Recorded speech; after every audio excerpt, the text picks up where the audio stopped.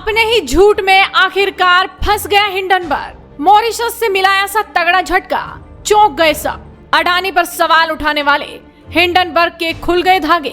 Mauritius के सांसद ने अडानी के पक्ष में दे दिया बड़ा बयान। अडानी ग्रुप के शेयरों में आज अचानक से भारी तेजी देखने को मिली है। इसकी वजह है मॉरिशस के वित्तीय सेवा मंत्री महेंद्र कुमार शेरुटट्टन का एक बयान। दरअसल पूरा मामला आपको समझ लेना चाहिए। हिंडनबर्ग ने 24 जनवरी को आरोप लगाया था कि अरबपति गौतम अडानी ने अपनी भारतीय सूचीबद्ध कंपनियों के शेयर की कीमतों में हेरफेर करने के लिए मॉरिशस स्थित शेल कंपनियों का इस्तेमाल किया है। लेकिन उस वक्त हिंडनबर्ग के झूठ पर बड़ा खुलासा हुआ जब मॉरिशस से ये बयान सामने आया।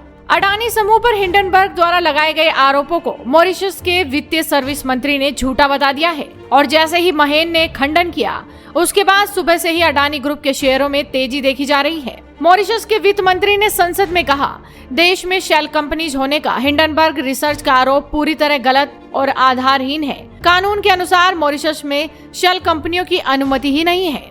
आपको बता दें कि शुरुआती कारोबार में अडानी ग्रुप की सभी 10 कंपनियों के शेयर बढ़त के साथ ट्रेड करते दिखाई दिए। अडानी एंटरप्राइजेज का शेयर भारी खरीदारी के चलते 5% उछल गया। Adani green energy, Adani power, Adani transmission और एनडीटीवी के शेयर में भी तेजी देखने को मिली। दरअसल अडानी समूह पर हिंडनबर्ग द्वारा लगाए गए आरोपों को मॉरिशस के वित्तीय सर्विस मंत्री ने झुठला दिया। संसद में दिए अपने बयान में उन्होंने कहा कि हिंडनबर्ग रिसर्च के आरोप निराधार हैं। ये मॉरिशस OECD अनिवार्य कर नियमों के अनुपालन में था। मॉरिशस में जब एक संसद सदस्य ने एक लिखित नोटिस के माध्यम से अडानी समूह के लिए मनी लॉन्ड्रिंग और शेयर की कीमतों में हेरफेर के लिए मॉरिशस स्थित संस्थाओं के माध्यम के रूप में हिंडनबर्ग के आरोप के बारे में मंत्री से सवाल पूछा, तो मंत्री ने कहा कि देश का कानून शेल की अनुमति नहीं देता। मैं सदन को सूचित करना चाहता हूं कि मॉरिशस में शेल कंपनियों की मौजूदगी के आरोप झूठे और निराधार हैं। वित्तीय सेवा आयोग द्वारा लाइसेंस प्राप्त सभी वैश्विक व्यापार कंपनियों को निरंतर आधार पर जरूरी आवश्यकताओं को पूरा करना है और आयोग द्वारा कड़ी निगरानी की जा रही है। उन्होंने कहा कि अब तक कोई उल्लंघन नहीं हुआ है जो पाया गया है। वित्तीय सेवा आयोग ने हिंडनबर्ग रिपोर्ट पर ध्यान दिया है, लेकिन नियामक कानून की गोपनीयता धारा से बंधा है और विवरण का खुलासा नहीं कर सकता। वित्तीय सेवा आयोग न तो इनकार कर सकता है और न ही पुष्टि कर सकता है कि जांच की गई है और या की जा रही है।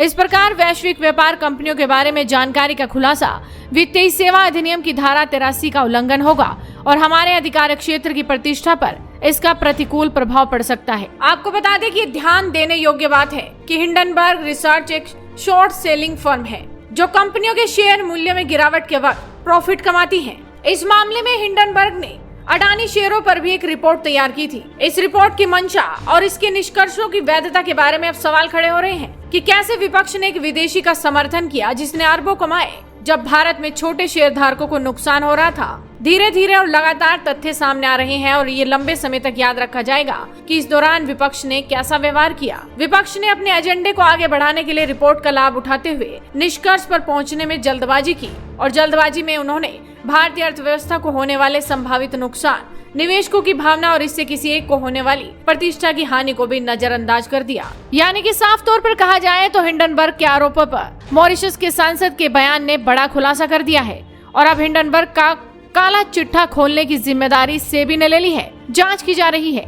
देखना होगा कि आने वाले वक्त में और क्या बड़ा खुलासा होने वाला है। तो आप भी अपनी नजरें बनाए रखिए, साथ ही इस वीडियो को शेयर कीजिए और जुड़े रहिए हेडलाइंस इंडिया के साथ।